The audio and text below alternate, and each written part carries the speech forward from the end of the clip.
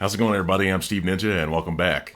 So tonight I'm going to do a ranking of the studio albums from Ozzy Osbourne, and most people refer to as Ozzy. So I've been planning on doing this for about 3 weeks now, and I noticed that right before I did this, George G's Room of Rock actually did his ranking already, and I told him I wasn't copying him on that. I told him I put a like on his video, and I told him that once I get my video out on YouTube that I would go and come back and watch his video, because I didn't want I didn't want our rankings to match at all, and I didn't want him to think that I was copying at all. So that was just a coincidence that I think it's happened a couple times where George has done a ranking, the one I was thinking about doing, and he got it out there before I did. So I just I don't want to don't watch somebody else's ranking and then just match it up. So I'd really like to hear other people's rankings. Give me your top 5, top 10, 12, 13, whatever you want to do. Just give me your top 5 or 6. Whatever you want, it doesn't really matter. There's no rules at all. It can be in any order. It can be any number of albums if you like, whatever you have time to do. I really appreciate when people do, give me a huge list of the whole ranking, and they really, take their time to do it. That's really great, and I love interacting with people. This channel's growing so much. But so at number 13, this is Undercover. Actually, this is from 2005, and I only owned this for like a week when I bought it. I just couldn't believe some of the way that Ozzy did some of those songs. Some really classic songs. Just like In My Life and the Beatles. I think it's a classic song. I really don't want to hear anybody do covers for that, even though I've heard some decent Beatles covers in the past. But I couldn't believe that. And 21st Century Schizoid Man from King Crimson, just a classic song. I didn't want Ozzy to do that, but I did like his cover of The Crazy World of Arthur Brown. He did the song Fire. If you know that song, you can look it up on YouTube, but it's a classic song. I thought that song really needed to be updated, and I thought Ozzy did a really great job of replacing like the organ that was on that was from like late 60s.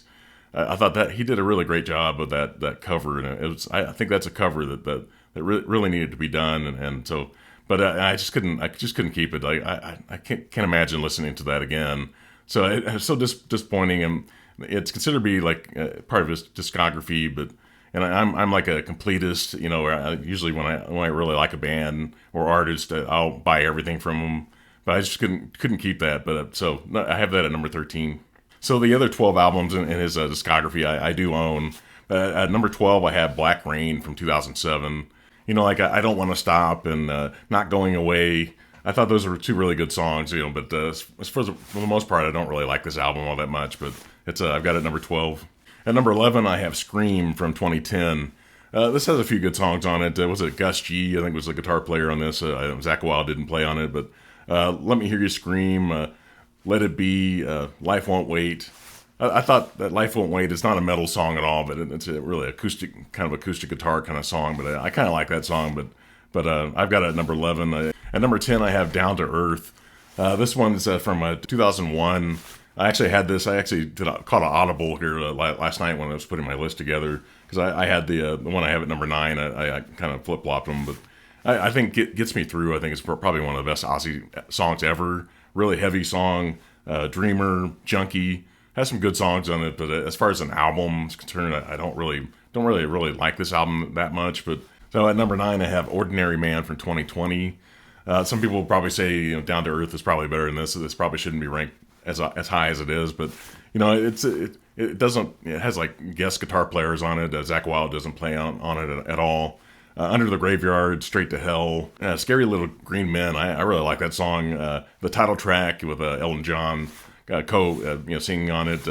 It's not real heavy, but still, I think compared to Down to Earth, I think it has more likable tracks on it. But some people will probably disagree with me. At number 8, I have Osmosis from 1995. Ozzy was supposed to be done with the album that did right before this, and so he came back and did this one. Perry Mason, I Just Want You, See You on the Other Side. Some decent songs on it. It's kind of the beginning of Ozzy making albums that were kind of average. But I'm still at number 8. It's not terrible, but it's definitely had better albums before this. So at number 7, I couldn't go too much higher on this one since it's fairly new, but it's Patient Number 9 from 2022. This has, it's Zakk Wylde plays, I think he plays like rhythm guitar on a lot of it, and he does like solos on 4 songs. it's got so many, it still has some, great guitar, guests on it, especially, Jeff Beck. He played on a couple of tracks on this. I think this might be the last thing that Jeff Beck ever released. He may have stuff in the vault that they'll release eventually, but as far as one of the last things he recorded, it was on this album, and so kind of makes it kind of classic in some ways. But I couldn't put this any higher than 7 for now, just because of the first 6 Ozzy albums are so great. At some point this may go a little bit higher on my ranking as I listen to it a little bit more. If I come back a year from now, it may be higher, maybe lower. I don't know, but number 7 is what I have it right now. So at number 6, I had No Rest for the Wicked from 1988. This is the first album from Zakk Wylde. And I love the way some of these songs really sound on this. Miracle Man, Crazy Babies, Breaking All the Rules, Fire in the Sky. It has some great stuff. I think there's only like 8 or 9 songs on this.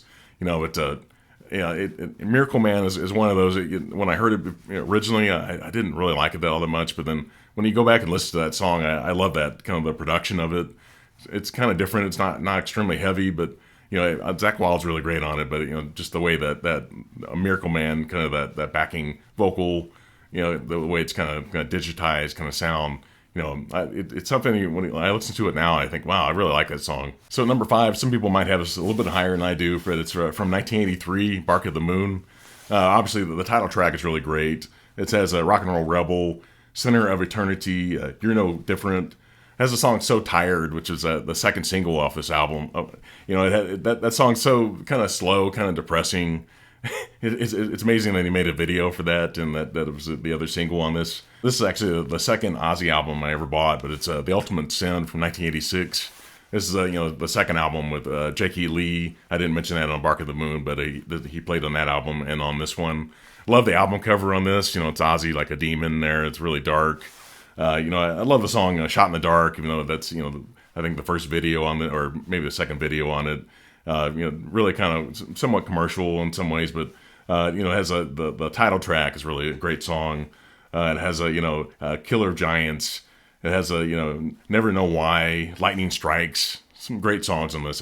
Just to me, when I listen to this, I really love to listen to the whole album. It's only 9 tracks on it, but that's why I have it number 4. At number 3, this is probably his most commercial album. It's No More Tears in 1991. I think it was like a junior in high school when this was released originally.